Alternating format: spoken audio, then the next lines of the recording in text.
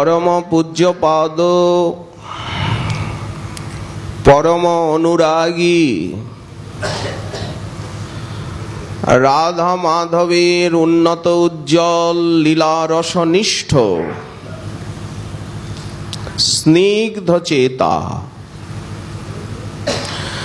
বৃন্দা বিপিন বাস্তব্য শ্রীপাদ লীলাসু কবীন্দ্রচরণ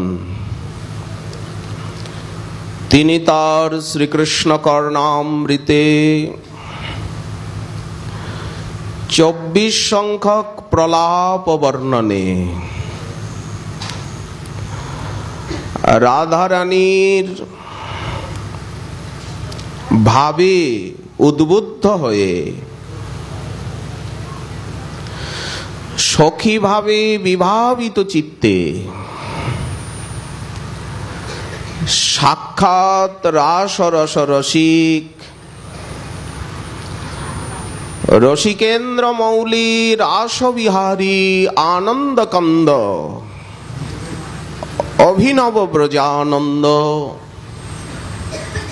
শ্রী রাধা নয়নানন্দের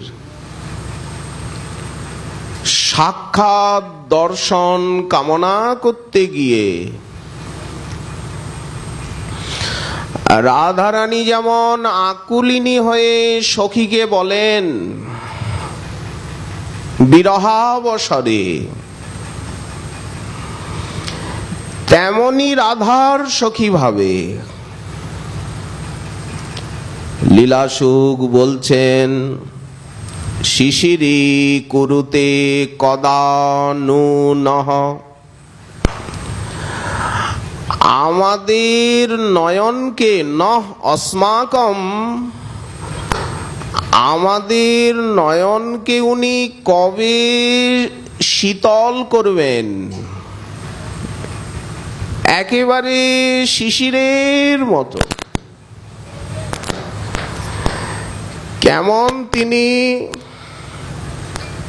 শিকিপিচ্ছাও ভরণ। গোবিন্দের অঙ্গে তো অনেকই আভূষণ বিরাজ করছে, কিন্তু সেগুলির উল্লেখ না করে কাজ গুঞ্জা মণি স্বর্ণ নানা অলংকার থাকলেও উল্লেখ করছেন বৃন্দাবনের বনবিহারী ময়ূরের পুচ্ছকে। ময়ূর পুচ্ছের চূড়াই কি শ্রীকৃষ্ণের বিশিষ্ট বৈশিষ্ট্যপূর্ণ অনর্ঘ্য আভরণ? বললেন হ্যাঁ, কিরীট চূড়া সব ভগবৎ স্বরূপেই আছে, কিন্তু এই রকম গুঞ্জা পুষ্প দিয়ে গড়া ময়ূর পুচ্ছের চূড়া কোন ভগবানের মাথায় শোভা পায়? বিনা রাধা রমণের? শিকিপিচ্ছা ভরণ।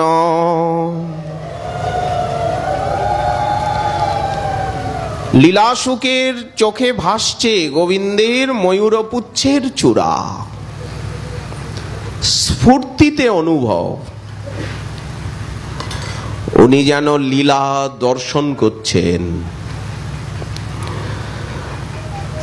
শিশু বলছেন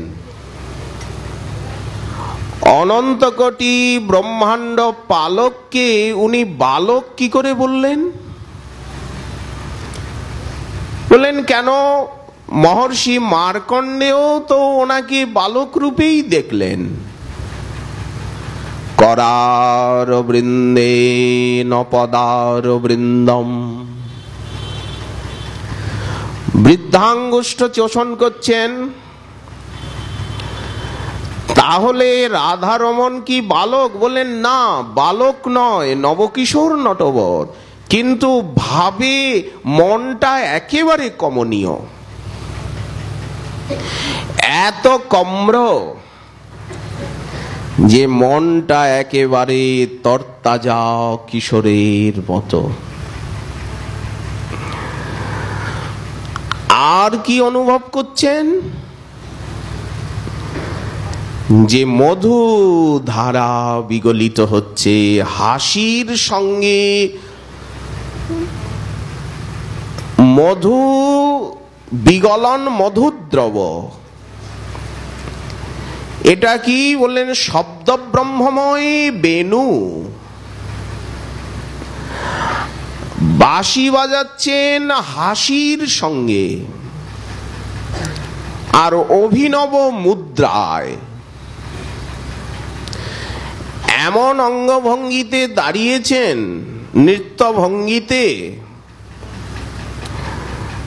মুখখানার দিকে তাকালে মনে হচ্ছে কত পূর্ণচন্দ্র ওই মুখখানাকে সব সময় আরতি করে চলেছে। ভক্তগণের প্রাণ প্রদীপ শিখায়। ব্রহ্মাণ্ডে কোটি কোটি ভক্ত, তারা তাদের কোটি প্রাণ প্রদীপ শিখায়, সব সময় ওই মুখখানাকে নিরাজন করছে। অনন্ত কোটি ব্রহ্মাণ্ডের, অনন্ত কোটি পৃথিবীর, অনন্ত কোটি আকাশের চাঁদ ওই মুক্তার চরণ নখ প্রান্তকে আরতি করতে করতে ওই চরণেই শরণ নিচ্ছে। আচ্ছা, অনন্ত কোটি ব্রহ্মাণ্ডে যদি অনন্ত কোটি পৃথিবী থাকে, অনন্ত কোটি আকাশের চাঁদ থাকে, সেই চাঁদগুলো যদি প্রদীপের বাতি হয় আর তার পদনখ চন্দ্র চন্দ্রিকা ছটাকে যদি আরতি করে এবং চন্দ্রগুলি সব যদি তার নখচন্দ্র কিরণ প্রান্তে শরণ নেয়, এমন মহিমান্বিত যিনি, তার মুখেন্দুর বর্ণনা কে করবে? এখানে তো সরস্বতীও চুপ হয়ে যান। ব্রহ্মাণ্ডের ভিতরে শ্রেষ্ঠ কথিকা, বাচিকা, অধ্যাপিকা, প্রবাচিকা হচ্ছেন ভগবতী সরস্বতী, বিষ্ণুপ্রিয়া। তিনিও চুপ হয়ে যান। বাগদেবী, ভগবতী ভারতী। তাহলে উনি যখন চুপ হয়ে যান, তাহলে আর বর্ণনাটা কে করবে গোবিন্দের মুখ চন্দ্রের? মুখেন্দুনা তিনি ময়ূর পুচ্ছের চূড়ায় বিভূষিত বেণুগান, মধুর বিশ্ববিমোহন হাসি আর অপরূপ তার অঙ্গভঙ্গিমা, ভ্রুভঙ্গিমা, নেত্রভঙ্গিমা, প্রতি অঙ্গে অঙ্গে অনঙ্গ ভঙ্গিমা। বর্ণনার কি কোনো ভাষা আছে? মলয়জ পবনে চলিত শিখি চন্দ্রক। এখানে তো সব সময়ই চিরবসন্ত। মলয় পবন বহত মন্দ, চন্দন গন্ধ নিয়ে, পুষ্পগন্ধ নিয়ে, ফুলের পরাগ রেণু নিয়ে, রাধা মাধবের অঙ্গগন্ধ নিয়ে এখানকার পবন প্রবাহিত হয়। ধন্য পবন। মলয়জ পবনে চলিত শিকি চন্দ্রক। বৃক্ষ শাখাগুলি পবনান্দোলনে, লতাগুলি দুলছে, ফুলের পাপড়ি ঝরে পড়ছে, পরাগ উঠছে। যমুনার জলে পবনের খেলা, তরঙ্গায়িত হচ্ছে নীল জল। বিচিত্র পক্ষীগণের কলকাকলি কানে ভেসে আসছে, কলকণ্ঠ বিহঙ্গম কুলের কলকুজন। ভ্রমরের ঝঙ্কার, নূপুরের সিঞ্জন, বীণার কন কন নিক্কণ, বলয়ের ধ্বনি, আভূষণের ধ্বনি, হাস্য পরিহাস কলতান কলরব কথা গানম। বাতাসে তো এইগুলি আসছে। রাধা মাধব কথা বলছেন, সখী মঞ্জরীগণ কথা বলছেন, এত বাছুর গাইয়ের শব্দ, বাঁশি বাজছে, এত পাখি ডাকছে, এত প্রকার ফুলের গন্ধ, ভ্রমরের ঝঙ্কার, বলয়, নূপুর, আভূষণের ধ্বনি। বাতাস এইগুলিকে এদিক থেকে ওদিকে দিচ্ছে, ওদিক থেকে এদিকে দিচ্ছে। লতা এবং বৃক্ষাগ্রকে কম্পিত করছে, কিন্তু সবচেয়ে বেশি কাঁপাচ্ছে বৃন্দাবনের বায়ু কাকে? বললেন গোবিন্দের মাথায় যে ময়ূরপুচ্ছের চূড়া রয়েছে, সেই চূড়ার ময়ূরপুচ্ছগুলিকে নিয়ে আর আন্দোলিত করছে, পতাকাও উঠছে, রমণীর আঁচলগুলিও উঠছে, কিন্তু সবচেয়ে বেশি বাতাস আনন্দ পাচ্ছে গোবিন্দের সেই চূড়ার ময়ূরপুচ্ছগুলিকে কাঁপিয়ে। মলয়জ পবনে চলিত শিখি চন্দ্রক, চাঁদ মুরছে হেরি বদনা, ওহো ভজহু নন্দকি নন্দনা। চাঁদ মূর্ছিত হয়ে যাচ্ছে গোবিন্দের মুখখানাকে দেখে। চাঁদ মূর্ছিত হলো, কে বলল? বলেন ভাগবতে, কামার্দিত শশাঙ্কশ্চ সগণ বিস্মিত ভবৎ। এখানে চন্দ্রের মূর্ছা বলতে বিস্ময়। সূর্য দাঁড়িয়ে যাচ্ছে, না চলে রবির রথ। রবির রথে একটা চাকা, এক চাকার রথে উনি ঘোরেন। ঘোড়াগুলো আবার সবুজ রঙের, এই জন্য হরিদর্শ, সহস্রার্চি, সূর্যের এগুলি নাম। তো সেই মরিচি মালি, তার রথ দাঁড়িয়ে যাচ্ছে, ঘোড়াগুলো আর এগোতে পাচ্ছে না। না চলে রবির রথ, বাজি নাহি পায় পথ। বাঁশির সুরে আকাশের চন্দ্রমা বিস্মিত হয়ে গেছে তারকাদের নিয়ে, মানে রাত্রি সৌরমণ্ডল স্থির। ওই জন্যই তো বোঝাও যাচ্ছে না চাঁদ মাথার উপরে, কিন্তু 4000 যুগ চলে গেল। মাথার উপরে এক চাঁদ, কিন্তু সেই মাথার উপরে থাকতে থাকতে কি করে 4000 যুগ চলে যায়। ব্রহ্মরাত্র উপাবৃত্তে রাসে যে নাচ গান, জলবিহার, বনবিহার, ভোজন, শয়ন হয়েছিল, তাতে 4000 যুগ ব্রাহ্মী নিশা চলে গিয়েছিল। এটা কি করে সম্ভব? অথচ ভাগবতে মহর্ষি ব্যাসবাণী, পরমহংস কুল মুকুটমণি শ্রী শুকদেবের ভারতী, ঋষি মুনিগণ শ্রোতা, তো তারা কি অলিক গল্প শুনবেন? এই যে ভৃগু, বশিষ্ঠ, চ্যবন, গৌতম, মহামুনি মার্কণ্ডেয়, পরাশর, বশিষ্ঠ, নারদ বসে মাথা হেলাচ্ছেন, চোখের জল ফেলছেন, পুলকিত হচ্ছেন, অশ্রু বৃষ্টি করছেন।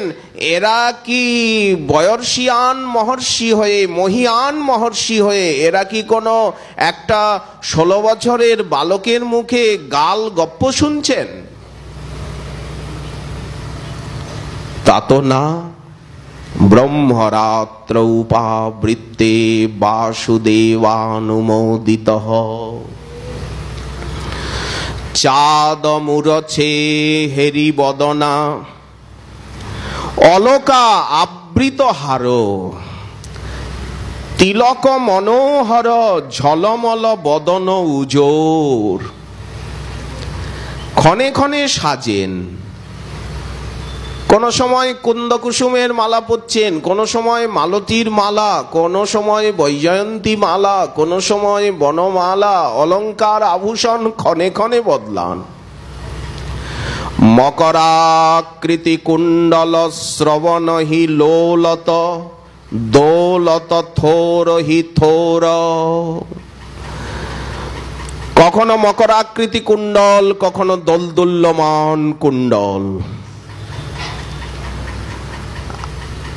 কুটিল দৃগঞ্চল মদন কুসুম সর। কুটিল নয়নে তাকান। নারায়ণ তো এইভাবে তাকান না, নরসিংহদেবও এইভাবে তাকান না, বামনদেবও তো এইভাবে তাকান না, কই বর্ণনা তো নেই। রামচন্দ্র তো এইভাবে, উনি কেন তাকাবেন? উনি তো রাজমণি বিজয়তাম, উনি তো রাজ ও রাজেশ্বর কৌশলেন্দ্র। তো উনি এইভাবে তাকাবেন কেন? এইভাবে তাকায় কারা? ভালো মানুষ এইভাবে তাকায়? কুটিল দৃগঞ্চল মদন কুসুম সর। কুটিল নয়নের কটাক্ষ যেন মদনের কুসুম স্বর। ভালে শোভিত ভাউ কামানে, আর কামেরও কামান। এই যে ভ্রুলতাকে মনে হচ্ছে ধনু, এইটা যেন ভাঙ ধনু। ভ্রুলতা জোড়া ভুরু যেন কামের কামান। কেবা কইল নিরমান, এটা যদি বান হয় তাহলে এটা হবে ধনু। তরল নয়নে, দৃষ্টি খুব চঞ্চল। তরল নয়নে তেরছ চাহনি, মনে হয় ওদিকে তাকিয়ে আছেন, আসলে দেখছেন এদিকে। মুখ ঠিক আছে, মুখ সোজাই আছে, কিন্তু তারকা এখানের থেকে এখানে আসছে, এখানের থেকে এখানে আসছে। তরল নয়নে তেরছ চাহনি, যেন বিষম কুসুম বান। যেন মনে হচ্ছে বিষ মাখানো বান বিদ্ধ হচ্ছে হৃদয়ে। কি জ্বালা, কি ব্যথা, মনটাকে একেবারে বিষাক্ত করে দিল। কুটিল দৃগঞ্চল মদন কুসুম সর। ভালে শোভে ভাউ কামানে, এই ভ্রুয়ের বর্ণনা হচ্ছে।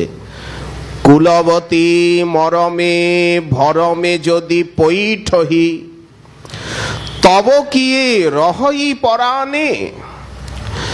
যদি ওই নয়ন রূপী বাণ একবার কুলবতীর মনে লাগে, মরমে লাগে, ভরমে যদি পৈঠহি, তব কিয়ে রহই পরাণে, তাহলে কি কুলবতী আর বাঁচবে? রমণীগণ স্বভাবতই সুন্দর পুরুষকে ভালোবাসেন, আর এই সুপুরুষের নয়ন ভঙ্গি দেখে তারা কি প্রাণ ধরতে পারবেন আর প্রাণে বাঁচবেন না? জর জর করু দিন রাতি, তখন কি মনে হয়? রূপ লাগি আখি ঝুরে। তাকে দেখবার জন্য আবার যদি একবার দেখতে পেতাম সখী। জল আনার ছলে বারবার সরোবরে যায়, বারবার কুয়োর পারে যায়, বারবার যমুনার পারে যায়। শাশুড়ি মা বললেন, বৌমা আজকাল বেশি জলের প্রয়োজনীয়তা মনে হয় আমাদের বেড়ে গেছে। এই সকালে তুমি 3 বার জল আনতে গেলে, আবার দুপুরে, আজকাল জল বুঝি বেশি খরচা হচ্ছে। মা বারবার কলসি নিয়ে যে যমুনার পারে যাচ্ছ, পুকুর পারে যাচ্ছ, কুয়োর পারে যাচ্ছ, জলের খরচাটা বেড়েছে বুঝি মা? কি ছলে বাইরে বেরোবে তারা? ওই যে ঠাকুর মহাশয় বলছেন যে কি ছলে আমি কাঁদবো, আমার চোখে যদি জল দেখে তাহলে তো শাশুড়ি এসে বলবে, বৌমা তুমি কাঁদছ কেন? বুড়ি তো এরকম কাঁপতে কাঁপতে বুড়ি বলবে, তখন আমি কি উত্তর দেব? এই জন্য আমি একটা ফন্দি করলাম। শাশুড়ি মা রান্না করতে বলেছে, বউ রান্না না করলে সংসার চলবে কি করে? তো রান্নাঘরে গিয়ে কাঁচা কাঠ ভালো শুকোয়নি এমন ঘুঁটেগুলো বেশি করে উনুনে দিয়েছে, আগুন তো জ্বালিয়েছে কিন্তু ধোঁয়াই বেশি হচ্ছে। তখন কি করি? রন্ধন শালাতে যাই, বধূ তুয়া বধূ গুণ গাই, আমি ধোয়ার ছলনা করি কাঁদি। শাশুড়ি মা ভাবছেন যে বৌমা আমার ধোঁয়ার জন্য, বড়লোকের মেয়ে, ধোঁয়ার জন্যই তার চোখে জল। আসলে ওখানে এসে কৃষ্ণ কৃষ্ণ বলে কাঁদছেন, নামানন্দ রস অনুভব করছে। তুমি মণি নও মানিক নহ, অঞ্চলে বাঁধিলে রহ। তুমি ফুল নহ, যদি তুমি মল্লিকা জাতি জুথি মালতী হতে তাহলে তো তোমায় খোপায় জড়িয়ে নিতাম, বেনিতে জড়িয়ে নিতাম। ফুল নহ করি বেশে। এখন আমি তো রাস্তাঘাটে তোমার মতো ঘুরে বেড়াতে পারি না সখাদেরকে নিয়ে, গাইয়ের পিছনে, বন থেকে বনান্তরে, স্থান থেকে স্থানান্তরে, দিক থেকে দিগন্তরে, কারণ আমি তো নারী। যদি নারী না করি তো বিধি, তুয়া হেন গুণনিধি, আমি লইয়া ফিরিতাম দেশে দেশ। এই বাসনাটা আজকে পূর্ণ হলো। আজ রাধারানীর এই বাসনাটা পূর্ণ হলো। রাধারানী মহাপ্রভুর মধ্যে আজ রাধা ভাবে বিভাবিত গোরা, সেই দুই এক এবে চৈতন্য গোসাই। ওই যে রাধারানী বলছেন তোমাকে বুকে নিয়ে আমি দেশে দেশে ঘুরতাম, তো ওটা তো বৃন্দাবন লীলায় পূর্ণ হয়নি। সেই দুই এক হয়ে যখন নদিয়াতে উদয় হলেন, সন্ন্যাস নিলেন, তখন অন্তঃকৃষ্ণ বহির গৌর দর্শিতাঙ্গাদি বৈভবম।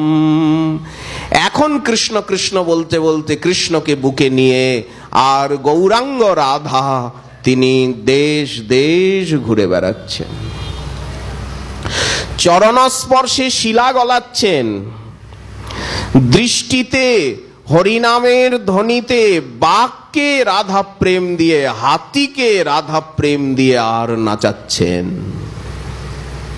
সিংহ ব্যাঘ্র কেঁদে লোটায়, শিলা গলাচ্ছেন।